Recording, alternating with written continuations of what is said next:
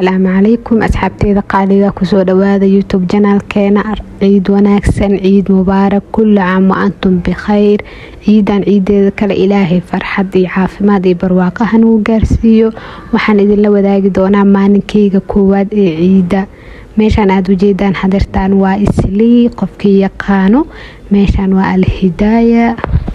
soo subaxii hore waan soo baxay si aan salaada ama aan soo tukano salaatul ciid soo meeshaan u jeedaan islii ayaan jeclaystay inaan xoogaa muuqaal ah idin kaga duubo meel walba waxa waay sidaan xoolo u joogaan waa ciidan waa ciidii hilibka إنب عادي maaha kadib waxaan imaanay masaajidka oo masaajidka bilaal wuxuu ku yaalaa islii soo muuqaalka inta badan wix markii uu qof ka soo dhaxbaxo waan jareeyay meelaha qaarna u jeedin waxbaan ku aadiyay intaas kadib waxaan dib ugu soo laabtay xaafada markaan dib ugu soo laabtay hadda waxaan rabaa inaan meeshaan aan ku sameysto quraac yar oo fudud quraacdeena waxa waaye beer subax markay salaada ciid laga salaato waa ogtiin wax yar oo fudud la iska sameystaa soo beera meeshaan ku soo shiilaya marka ugu horeyso maraq digaag ayaan soo mariyay kadibna waan ku soo shubay waxa waaye beer karintiisa qof kasta uu yaqaana laakiin muhiimadu waxa waaye routiinkeyga inaan idin la wadaago soo meeshaan beerka ku soo karsanayna adinka ii warama ciidiina sidee ahayd halkee ku ciiday alxamdulillah aniga islii ayaan ku ciiday Nairobi ilaahay ayaana mahadis iska leh soo adinka ciidiina sidee ahayd waxaan ku rajeynayaa sanadiyo badan oo farxad badan ciid badan insha Allah taala inuu ilaahayna sii gaarsiiyo cimri dheer cibaado suuban inuu ilaahayna siiyo ilaahay ayaana mar walba ku mahadsan soo gaarsiiyo ciidan soo guys sida u jeedaan meeshaan waxaan ku soo karinayaa beerkii ana beerka siisa waxaan jeclaa inuu qoyaan yahay beer oo qaleel ama jecli soo qoyaan ayaan u yeelay kadibna basasha ayaa xoogaa ku huurinayaa xoogaa markay soo hurtana sidaan ay ku soo baxday qoyaanka sirka ayaan uga dejinayaa soo mar walba waxay ku xirantaa beerka waxa ku cunaysid ee qofka dooqiisa dad waxa jira beerka soo qaleel ah inay cunaan jecel laakiin waa jooskooda intaas kadib meeshaan waxaan ku soo diyaarinayaa macmacaanka maanta waxa waa aad u fudud yahay waxyaabo badan iyo kuma jiraan buskud ayaan marka hore ku soo shubay buskudka noocaan waxaan ku jecelnaa waa softi aad u jilcan yahay soo noocaan anaga badanaa isticmaalnaa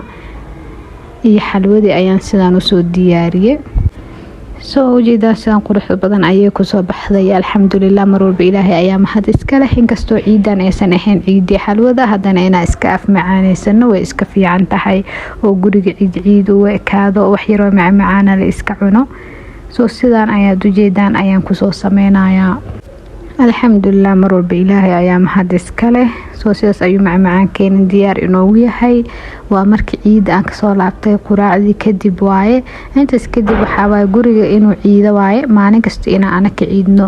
oo dadka guriga ku nool ciidaan laakiin guriga la qadiyo ma aha meeshaan waxaan soo qaaday go'aan inaba caadi maaha wuxuu wataa waxyaabo badan waadna arki doontaan maanta aniga oo sariirta ku firaashayo ayaad arkaysaan hadduu ilaahay yiraahdo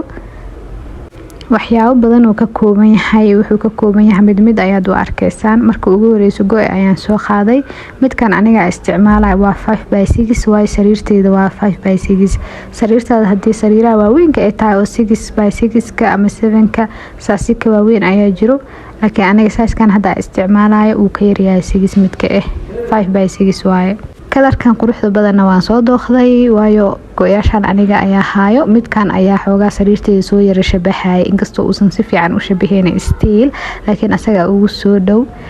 kadibna waan ku soo firaashayaa marka ugu horeeyo go'a ayaan soo firaashayaa go'yaashan hadda u baahan tahay inaba caadi maaha taabashadooda soft waaye hadaad u baahan tahay ila soo xiriir aniga ayaa diga helaysaa iyagoo kala duwan ah iyagoo size kala duwan ah haday noqoto 5x6 6x6 7x6 inta wada diga helaysaa insha Allah taala soo ujeedaan sidaan ayaan u soo wada firaashayaa hadda birkinta ayaa foodarayaasha soo gelinayaa foodarayaasha kana koow ah waa 4 foodare iyo 2 xabo yar yar ah ayaan xaween doonaa hadduu ilaahay yiraahdo kii labaad ayaa hadeertaana aan soo sameynayaa soo ma kamid tahay dadka jecel maalinka ciida inuu guriga ciido dadka dhan ay wada ciidaan mise waxaad jeceshaa un dadka kaliya inay ciidaan way iska fiican tahay guriga inaan waxyaabaha yaalo aad ka bedeshid sida go'yaal cusub inaad ku firaashatid hadee daahida noqoto daahiyo cusub يعني wixii awoodaada ah hadii aad awoodin xitaa ifan kuwa muddo iska xareysana oo waxa la ilaaway aad kusoo habaysan kartaa muhiimadu waxa guriga inaa isteelka aad ka bedeshid soo hadeertaan go-yaashii foodaryaashii u ekaa go-a ayaa soo gelinaya kii koowaad hadeertaan soo habeenaya saa u jeedaan wuxuu wataa marka 4 barkin labadaas xabo iyo 2 xabo go-a u eg iyo 2 yar yar ah oo ii kana leesha ah go-yaashan inaba caadi ma hadaad weli isticmaal tijaabi waad ka heli doontaa soo kii ugu dambeeyay oo ku waaweynka ayaa hadeertaan gelinaya kadibna waxa waaye meeshan ayaan waxaan soo saarayaa sariirta asxaabteeda qaaliga mar kale waxa idin leeyahay ciid wanaagsan ciid mubaarak kullu caam wa antum bikhayr ciidan ciideeda kale ilaahay nabad iyo barwaaqo iyo caafimaad ha nu gaarsiiyo ciido badan anagoo faraxsan anagoo waxa waa qof aan jecelnaa waayin anagoo familkeena la mideysan inuu ilaahay na gaarsiiyo ayaan ilaahay ka baryayaa wallahi ciid waa farxad waxa waaye ما شاء الله maalmaha ciida inaba caadi maaha dadka dhan oo wada faraxsan dhar wada cusub la xiran yahay waxa waaye jawi aan inaba caadi ahayn waaye madeeda kale adiga ma waxa tahay dadka maalinka ciida aan soo tukanin oo jecel inay maalinkaas hurdaan oo jiiftaan mis waxa jeceshaa inaad soo tukatid oo banaanka u baxdeed ifan xitaa hadii markaas salaada ay ku dhaafto kale ama aad tukaneen ina banaanka u baxdeed miyaad jeceshahay mise dadka oo guryaha inay joogaan jecelaata oo jiifto aniga inta aan xasuusto cimrigeyga weligay salaad ciid ima dhaafin waxa waaye subaxa ciid waxa qasab ah inaan guriga ka baxo meeshaas dadku iskugu imaanayaan ama barxad inay aadaha noqoto masaajid inay aadaha noqoto meeshaas dadku iskugu imaanayaan inaa tago waa qasab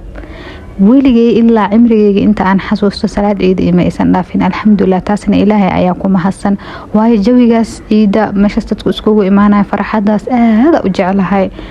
alxamdulillah marba ilaahay ayaa mahad iska balse dad waxa jiro